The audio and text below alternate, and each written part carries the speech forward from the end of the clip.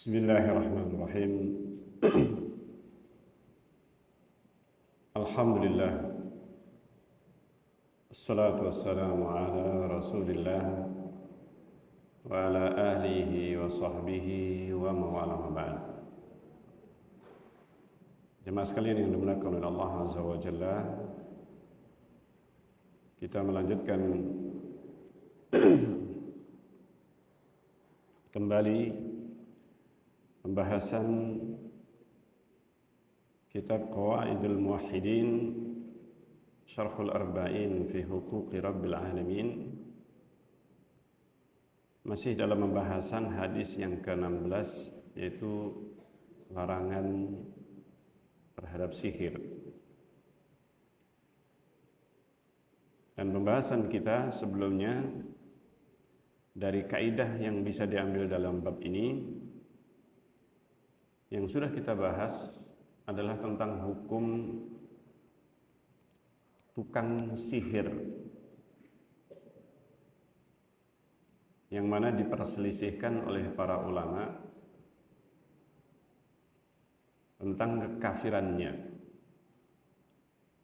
dan tidak ada perselisihan tentang keharamannya, sehingga perselisihan para ulama bukan hukum halal haramnya sihir, karena hukumnya telah disepakati di antara para ulama tanpa ada perbedaan pendapat di kalangan mereka tentang keharaman sihir, kecuali pendapat yang janggal atau ganjil, syadz, menyelisihi para ulama yang lainnya, karena telah menjadi kesepakatan haramnya sihir. Tidak dinukil dari para ulama salaf tentang hal ini. Tidak ada dari kalangan salaf yang mereka menganggap kebolehan atau meskipun hanya sekedar makruh. Tidak ada dari para salaf yang mereka menganggap hukumnya tidak sampai kepada haram. Maka yang menjadi perselisihan hanyalah tentang hukum orang yang sudah menjadi tukang sihir atau hukum mengambil ilmu sihir. Tidak ada perselisihan, tetapi perselisihannya hanya apakah orang atau tukang sihir itu sudah mencapai derajat kekafiran ataukah belum. Nah ini, sehingga ini yang diperselisihkan di antara mereka. Kemudian pembahasan yang kedua, pengakuan ilmu gaib. Orang yang mengaku dia memiliki ilmu gaib, dan itu adalah khusus menjadi sifat Allah. Ilmu gaib ini milik Allah Azza wa Jalla saja, tidak ada yang lainnya. Maka hukumnya adalah kufur akbar, bukan hanya kufur asghar, tetapi kufur akbar yang mengeluarkan dari Islam. Nah, ini adalah pembahasan yang juga berbeda dengan sebelumnya. Berbeda dengan sebelumnya. Sihir dan juga orang yang mengaku mengetahui ilmu gaib, dua perkara yang mempunyai hubungan yang erat. Ini meskipun dua perkara ini bisa jadi ada perbedaan. Sihir bisa jadi takhususnya bukan mengetahui ilmu gaib, akan tetapi sihir adalah suatu perbuatan mencelakakan orang lain dengan sihirnya, meskipun dia tidak mengaku mengetahui ilmu gaib. Hanya saja keduanya mempunyai hubungan yang erat, karena keduanya sering kaitannya dengan adalah kerjasama dengan para jin, kerjasama dengan syaitan. baik tukang sihir ataupun orang yang mengaku mengetahui mengetahui ilmu gaib. Dan dua-duanya merupakan bentuk-bentuk kekafiran, perbuatan-perbuatan yang mengeluarkan dari Islam. Nah ini hanya saja mengaku ilmu gaib telah disebutkan di dalam Al-Quran, demikian juga dalam hadis Rasulullah SAW tentang kekafiran mereka, tentang kekafiran orang yang mengatakan mengetahui ilmu gaib.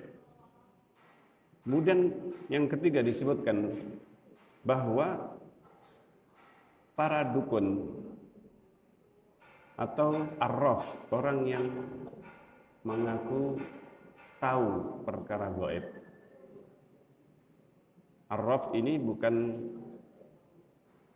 semacam orang yang mengetahui ilmu gaib di masa yang akan datang, akan tetapi ilmu gaib tertentu, misalnya barang yang hilang.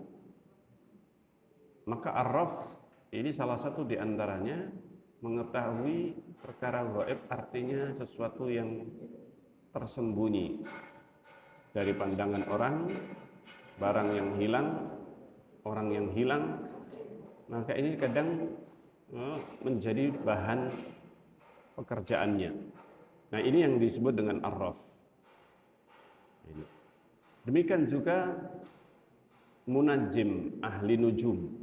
Ini yang sering mengaitkan kejadian ini yang akan datang atau ramalan-ramalan yang akan datang dengan nujum, dengan bintang. Nah, termasuk yang terkait dengan hal ini yang meramalkan nasib orang dengan rasi bintang, horoskop. Ini termasuk dalam pembahasan yang berkaitan dengan ilmu nujum ini, atau yang dikenal dengan astrologi, dan bukan astronomi. Mempelajari bintang ini kaitannya dengan astrologi. Maka inilah yang menjadi pembahasan yang erat dengan pembahasan ini.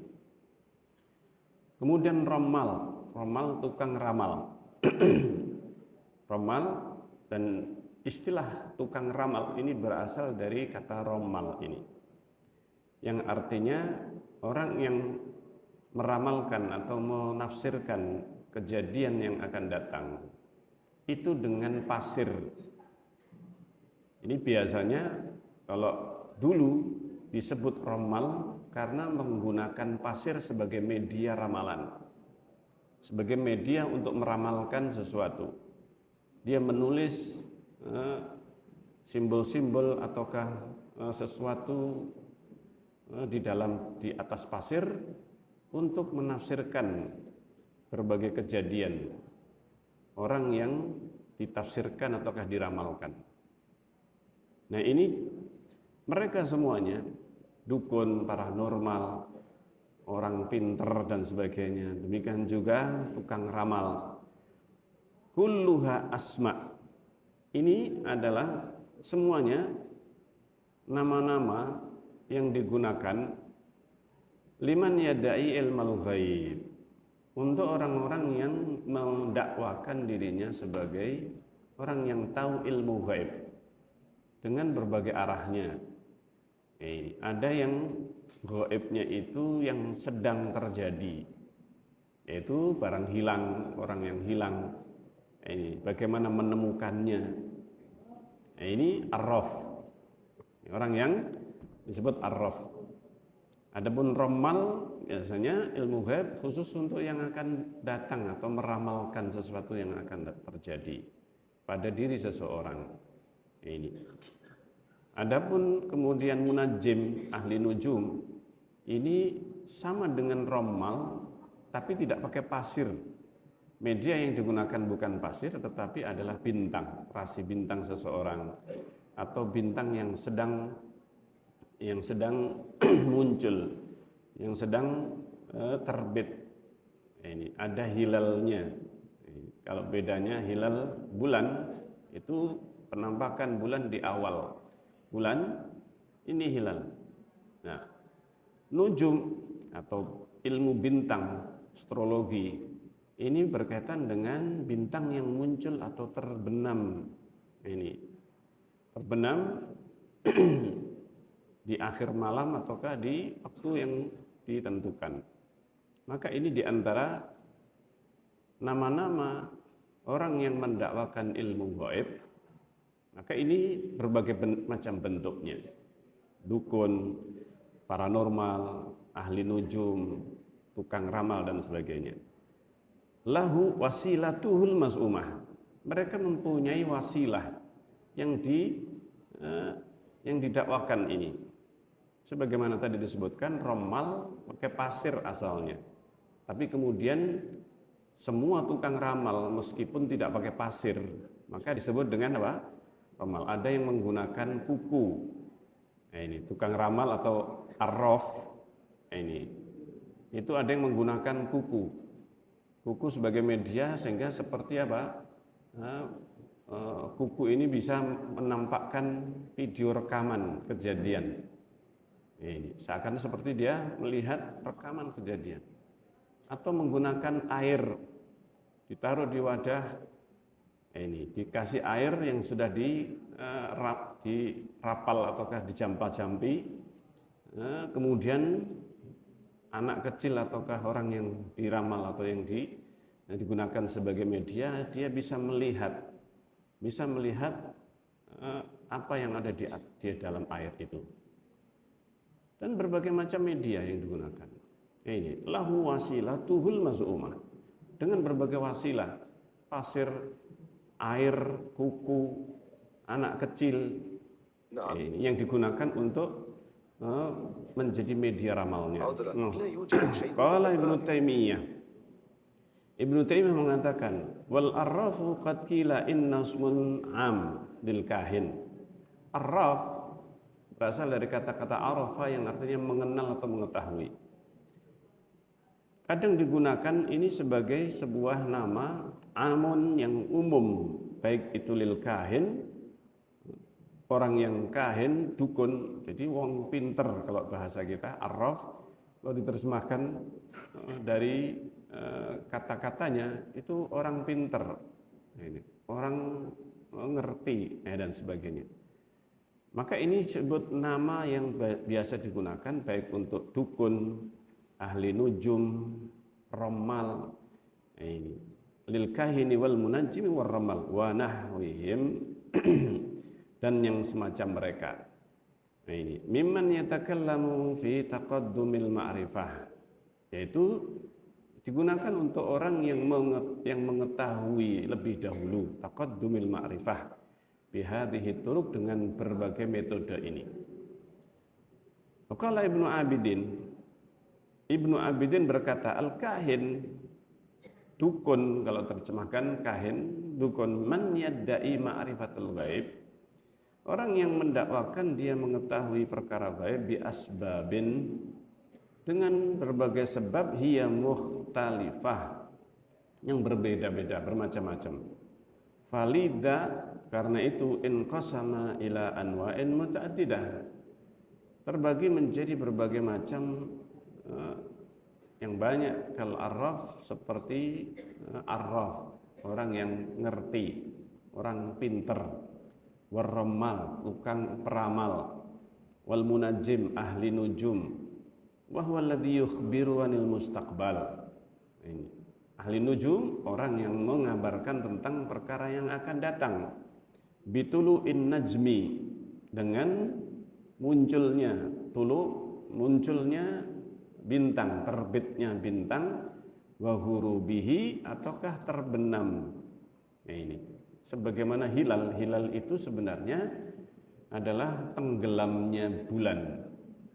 Nah, ini yang nampak terlihat di awal bulan, maka disebut hilal itu ketika sempat muncul, sempat terlihat sebelum terbenamnya.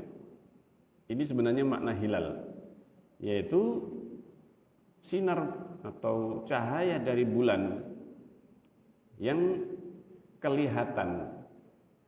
Yang kalau dalam teori kita itu pantulan matahari kemudian memantul ke arah kita. Nah, itu terlihat di saat sebelum terbenam. Di saat sebelum terbenam, pada saat terbenam matahari, disusul terbenamnya rembulan. Nah, yang memantulkan matahari, cahaya matahari. Nah, ini yang disebut dengan ghurub. Terbenamnya dan hilal itu dilihat dari situ. Bintang juga demikian. Bintang itu bisa terbit, bisa terbenam. Sama terbitnya dari di arah timur dan terbenam di barat. Matahari, rembulan, bintang sama terbenamnya di sebelah barat, terbitnya di sebelah timur. Walladzi yadribu bil hasa, dan yang yadribu bil hasa, yang membuat gambar-gambar di atas hasa, di atas pasir atau kerikil. Walladzi yaddai anna sahiban minal jinni, dan yang mendakwakan bahwa ada seorang sahabat dari kalangan jin, yukhbiruhu, mengabarkan kepadanya. Ini yang mengatakan orang yang punya khodam dari jin, baik itu bentuknya kiai, gus, dan berbagai macam orang yang mempunyai, yang mendakwakan dia punya anak buah dari kalangan jin, pasukan ini dari jin, yang mengabarkan kepadanya amma sayakun, apa yang akan terjadi. Ini semuanya adalah bentuk-bentuk orang-orang yang mengaku ilmu gaib. Mengaku ilmu gaib. Meskipun untuk menghukumi perorangan ini memang tidak bisa langsung divonis dengan mudah. Tidak setiap orang kemudian bisa menghukum, memvonis orang kafir. Meskipun para ulama sepakat orang yang mendakwakan ilmu gaib ini mengeluarkan dari Islam, akan tetapi ini hukum yang sifatnya hukum umum untuk menerapkan pada perorangan, maka ini lebih membutuhkan kehati-hatian dan tidak sembarangan. Karena itu para ulama mensyaratkan adanya iqamatul hujjah. Iqamatul hujjah untuk memvonis seseorang apakah itu sudah kafir atau dihukumi si A dan si B ini kafir, maka yang bisa melakukan ini adalah hukam. Mereka penguasa yang memanggil atau kemudian menangkap orang tersebut, kemudian menegakkan hujjah kepadanya. Dan ini yang dilakukan sejak zaman dahulu, artinya para salaf yang mereka memperlakukan atau menangkap orang-orang yang mendakwakan ilmu gaib, apabila mereka bersikeras dan tetap setelah ditegakkan hujjah mereka tetap mengaku ilmu gaib dan tidak mau rujuk, tidak bertaubat dari pengakuannya, maka ini yang sebenarnya divonis. Bukan setiap orang kemudian divonis ketika mendakwakan ilmu gaib. Karena sedemikian banyaknya di umat ini yang mendakwakan ilmu gaib, meskipun sebenarnya dia ini hanyalah orang yang ditipu oleh jin. Nah, ini yang harus diperhatikan. Tidak setiap orang bisa memvonis orang dengan hukum umum. Barang siapa yang melakukan demikian maka kafir, barang siapa yang melakukan demikian maka dia musyrik. Hukum umum ini nggak bisa langsung begitu saja diterapkan. Kemudian berikutnya yang keempat, ityanul kuhan, mendatangi para dukun. Ini juga aksamun mukhtalifah. Ada beberapa kelompok atau beberapa macam dan hukumnya berbeda masing-masing. Orang yang mendatangi dukun dengan niat, dengan tujuan yang berbeda-beda, maka hukumannya atau hukumnya juga berbeda. Yang pertama, al-ityan, yaitu mendatangi ma'at tasdiq lahum. Mendatangi ditambah dengan membenarkan. Membenarkan lahum fi amrin ghaibi. Membenarkan apa yang dikatakan oleh dukun, paranormal dan sebagainya tadi. Nah, ini dalam perkara gaib mutlakun, perkara gaib yang mutlak khasun billah, yang merupakan kekhususan bagi Allah, la ya'lamuhu ghairullah, yang tidak mengetahui melainkan hanya Allah. Dan ini yang disebut perkara yang akan datang. Perkara yang akan datang ini mutlak merupakan sesuatu yang hanya disifati Allah dengannya. Hanya Allah yang mengetahui perkara yang akan datang. Karena perkara gaib ini bermacam-macam. Perkara yang akan datang ini juga ilmu gaib. Ini. Yang mana tidaklah ada yang mengetahui melainkan hanya Allah Azza wa Jalla. Dan apabila diitlaqkan ilmu gaib, ini yang dimaksudkan, yaitu sesuatu yang akan datang. Maka kalau ada yang mengaku mengetahui perkara yang akan datang, roh sakdurunge winarah, maka ini adalah orang yang mendakwakan sesuatu yang merupakan kekhususan Allah. Kekhususan bagi Allah Azza wa Jalla. Maka fahadha kufrun akbar. Ini keyakinan kekafiran, dan kekafiran besar, mukhrijun minal millah, mengeluarkan dari Islam. Lianna ilmal ghaib khasun billah, karena ilmu ghaib ini khusus milik Allah Azza wa Jalla. Qala ta'ala, Allah berfirman, wa indahu mafatihul ghaib, di sisi Allah mafatihul ghaib. Di sisi Allah adalah mafatihul ghaib, kunci-kunci ilmu ghaib, la ya'lamuha illahu. Tidak ada yang mengetahui perkara gaib ini melainkan hanya Allah Azza wa Jalla. Wa qala ta'ala, dan Allah berfirman, la ya'lamu man fis samawati wal ardil ghaiba illallah. Tidak ada yang mengetahui baik di langit ataupun di bumi perkara yang gaib melainkan hanya Allah. Ini ayat-ayat yang jelas maknanya, yang menunjukkan bahwa perkara gaib hanya diketahui oleh Allah Azza wa Jalla. Terutama perkara yang akan terjadi. Ini perkara gaib yang tidak mungkin ada yang mengetahui melainkan hanya Allah. Para nabi dan rasul, mereka hanya mendapatkan sebagian di antara berita apa yang akan terjadi, dan itu wahyu.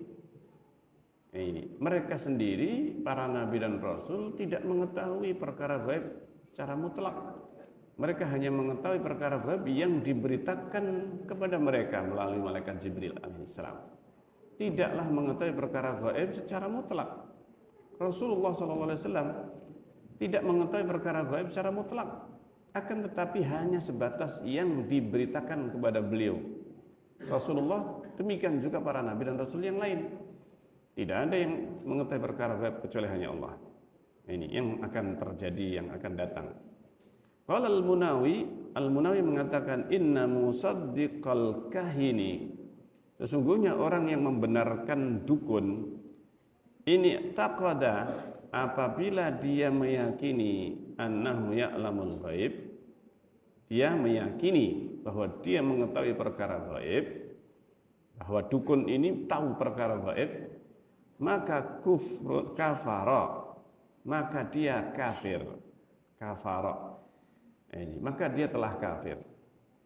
Nah, ini yang disebutkan bagaimana ketegasan para ulama dalam masalah ini, sehingga menghukumi kekafiran bukan hanya orang yang mengaku tahu ilmu gaib saja, dukunnya yang dikafirkan, bahkan musaddiknya. Nah, ini bahkan orang yang membenarkan, musaddikul kahin, membenarkan dukun dan meyakini bahwa sang dukun tahu perkara gaib. Ini saja sudah kafara, kufur, apalagi dukunnya. Ini. Yang membenarkan dukun saja sudah kafir, apalagi apa? Dukunnya. Ini. Sehingga perkataan Al-Munawi ini untuk yang membenarkan dukun. Ini, mendatangi dukun dan membenarkannya, maka ini sudah dihukumi kafir. Bagaimana dengan dukunnya sendiri? Ini. Dukunnya sendiri yang mengaku dia tahu ilmu gaib. Mengaku dia tahu ilmu gaib. Subhanallah. Hanya saja kalau di negeri kita ini orang yang mengaku tahu ilmu gaib. Ini buka praktek. Di negeri kita ini buka praktek, bahkan terang-terangan pasang iklan di sebagian majalah, ya, membuka praktek perdukunan ini. Subhanallah. Majalah yang menjadi salah satu majalah laris, meskipun nggak pernah dipromosikan, Maka ini demikian banyaknya orang yang mengikuti ini, memanfaatkan, makanya sampai mereka membuat media untuk mengiklankan ini. Orang yang pengen tahu ilmu gaib datang kepada dukun dengan kasih nomor, kasih nomor rekening bahkan ini. Sehingga mereka bisa menafsirkan atau mengetahui, meramalkan perkara gaib dari jarak jauh. Ini. Jadi cukup dengan transfer, subhanallah. Maharnya ditransferkan, nanti tinggal bayarannya ini untuk apa? Untuk ramalan dari perkara yang akan datang. Ini subhanallah. Nah, ini orang yang pertama, yaitu membenarkan. Nah, ini. Kemudian yang kedua disebutkan al-ityan ma'at tasdiq lahum fi amrin ghaibi ghairi khasin billah. Nah, ada perkara gaib yang bukan kekhususan Allah. Ini mendatangi dukun, membenarkan dalam perkara gaib yang bukan kekhususan Allah. Nah, ini apa yang dimaksudkan? Kal ikhbar, contohnya yang perkara gaib tapi bukan kekhususan Allah, yaitu mengabarkan tentang makanil masruk, tempat yang dicuri. Nah, ini pencurian. Namanya pencurian bisa diketahui atau bisa saksi, meskipun mungkin saksinya jin. Nah, ini jin yang mengetahui pencurinya ini. Nah, ini bahkan pencurinya mungkin pakai ilmu yang juga pakai jin. Nah, ini jin itu juga yang dipakai dukun untuk mengetahui siapa pencurinya. Bahkan dukunnya belajar supaya tidak kelihatan itu dari dukun yang sama. Nah, sebenarnya dia sendiri yang didatangi oleh pencuri, dukun ini juga yang didatangi oleh yang kecurian. Maka yang seperti ini sebenarnya bukan perkara gaib, atau perkara yang sebenarnya tidak diketahui oleh yang dicuri, tetapi karena dukunnya ini bekerja sama dengan pencurinya atau jinnya yang digunakan, meskipun berbeda dukunnya, yang didatangi pencuri dan yang didatangi oleh yang kecurian, tetapi melalui perantara yang sama. Maka perkara ini perkara yang bisa dikatakan atau dikategorikan perkara gaib. Hanya saja bukan kekhususan Allah. Kekhususan Allah. Nah, itu. Maka fahada lahu uqubatan. Yang seperti ini ada dua hukuman. Ini. Makanya disebutkan yang pertama, lam tuqbal lahu salatun arba'ina yauman. Ini yang disebutkan dalam sebagian hadis, hukumannya dari Allah tidak diterima salatnya 40 hari. Yang kedua, kafara bima unzila ala Muhammad. Dia kufur dengan apa yang diturunkan kepada Muhammad sallallahu alaihi wasallam, al-kufrul asghar. Kekafiran ini kekafiran kecil. Ini kalau Syekh Abdul Latif bin Abdurrahman bin Hasan, Syekh Abdul Latif bin Abdurrahman bin Hasan mengatakan, qauluhu man atakahinan fasaddaqah, yang mendatangi dukun kemudian membenarkan, faqad kafara bima unzila ala Muhammad, telah kufur dengan apa yang diturunkan oleh Muhammad. Fahada minal kufril amali, maka ini termasuk kufur amali, bukan kufur akbar. Walaisa kasujud lis-sanam, tidak seperti sujud kepada berhala, patung, wal istihanah bil mushaf, menghinakan mushaf, wa qatlin nabi, membunuh nabi, wa sabbihi, mencelanya. Wa in kana al-kull, meskipun keseluruhannya yutlaqu alaihil kufur, sama-sama disebut kekafiran, Tetapi beda kufrul akbar dan kufrul asghar. Wa mimma yadullu ala anna uqubatal kufril asghar.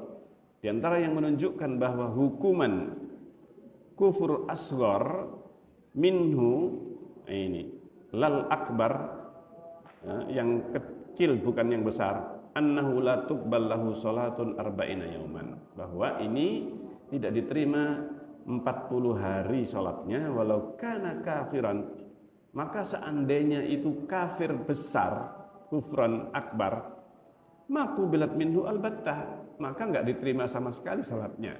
Bukan hanya 40 saja, kalau seandainya kufurnya kufur besar. Ini hatta yuslima wa yadkhuluddin, hingga dia itu masuk Islam dan masuk kembali kepada agama ini.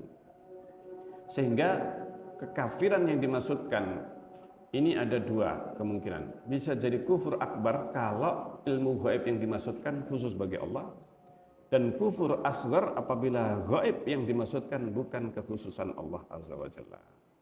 Baik, ini yang kedua, dan insya Allah akan kita lanjutkan jenis yang ketiga, insya Allah ta'ala. Baik, sampai di sini kita akhiri. Subhanakallahumma rabbana bihamdik, asyhadu an la ilaha illa anta, astaghfiruka wa atubu ilaik. Assalamualaikum warahmatullahi wabarakatuh.